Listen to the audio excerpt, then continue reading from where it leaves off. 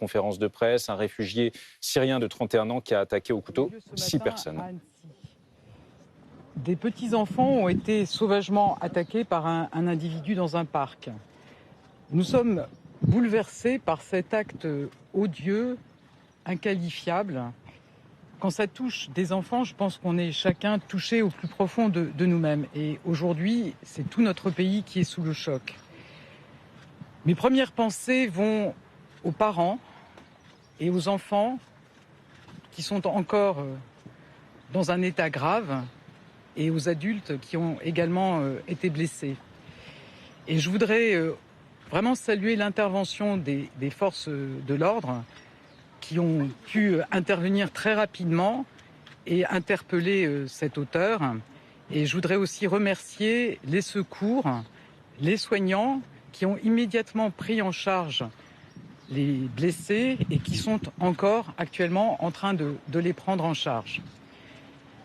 Alors l'enquête permettra de préciser à la fois le parcours, le profil de cet assaillant et naturellement toute la lumière devra être faite. Mais aujourd'hui, c'est le temps de l'émotion et nous sommes ici avec le ministre de l'Intérieur aux côtés des habitants d'Annecy pour exprimer tout le soutien et toute la solidarité de la nation. Madame la procureure conduit cette enquête avec l'appui de la police judiciaire et je vous propose de prendre la parole, Madame la procureure. Oui, donc effectivement, une enquête est actuellement en cours des chefs de tentative d'assassinat qui a été confiée à la direction centrale de la police judiciaire. Le mis en cause est actuellement en garde à vue dans les locaux du commissariat de police d'Annecy. Le mobile reste à déterminer. Des premiers éléments de l'enquête, et je vous dis vraiment sous toute réserve, puisqu'on est sur des faits qui se sont commis il y a à peine 4 heures, il n'y a aucun mobile terroriste apparent. Il y a une évaluation qui est en cours, comme c'est l'usage en ce type de procédure par le parquet national antiterroriste. Mais en l'état, on n'a pas d'éléments qui pourraient nous laisser entendre qu'il y ait une motivation terroriste. L'enquête, elle porte donc sur une tentative d'assassinat. Nous avons 6 victimes, 4 mineurs et 2 adultes.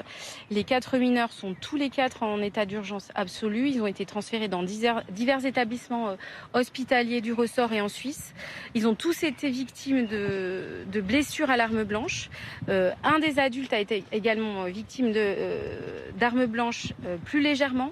Et une 6e personne a été victime dans un premier temps de coups de couteau de l'auteur, puis a été, au moment de l'intervention des services de police, a été blessée par une arme à feu utilisée par les services de police. Je précise bien que l'auteur qui est interpellé, qui était en garde à vue, n'a été trouvé porteur que d'une seule arme qui est dans notre possession et qui est un couteau dont nous disposons.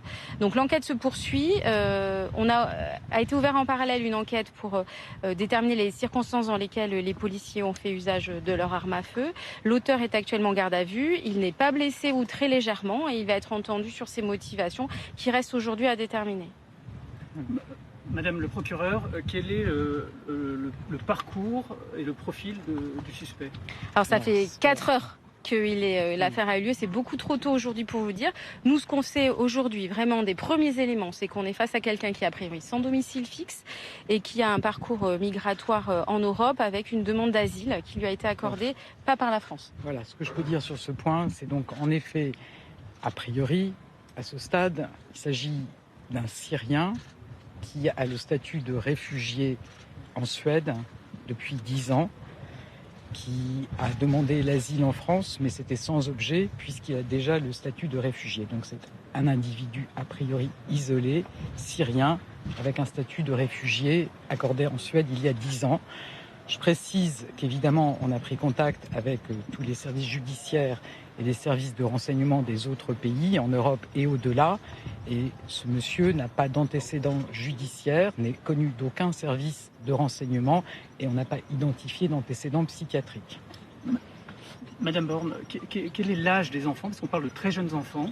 Quel est l'âge des enfants? Et est-ce que vous avez pu parler aux familles des témoins?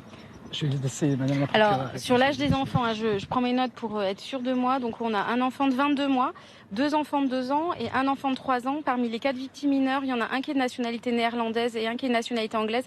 C'était des touristes puisque les faits ont eu lieu sur une aire de jeu qui se trouve sur un parc face au lac d'Annecy. Donc ils sont tous, les victimes sont prises en charge, les autorités consulaires sont au courant.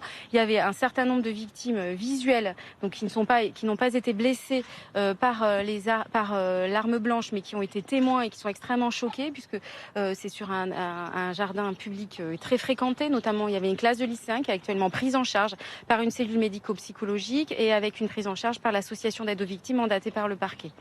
Ce que je peux dire, c'est que ce sont des tout petits enfants qui ont été blessés vraiment très grièvement. Je pense que quand, en tant que parents et en tant que citoyens, on imagine, on est déjà très choqués. On a pu échanger avec ceux qui sont intervenus pour sauver ces enfants. Je peux vous assurer que c'est très très choquant et c'est vraiment une énorme émotion de tous ceux qui ont pu intervenir et qui sont intervenus dans les meilleurs délais pour assurer la prise en charge de ces petites victimes. Madame la Première ministre, au-delà de la tristesse, il y a peut-être de la colère. Est-ce que vous comprenez ceux qui s'interrogent, y compris dans la classe politique, sur le parcours migratoire effectivement de cette personne et donc sur la politique migratoire menée? Alors, je le redis, c'est une personne qui a un statut de réfugié en Suède, donc qui circule au sein de l'Union européenne. Et je pense qu'avant de s'emballer sur des conclusions sur ces sujets, il faut attendre que l'enquête puisse avoir lieu. Je crois qu'aujourd'hui, c'est le temps de l'émotion, ça doit être le temps de l'unité, de solidarité avec ces petits-enfants, avec leurs parents, avec leurs familles et avec tous les habitants d'Annecy qui sont évidemment choqués par ce qui s'est passé. Merci beaucoup.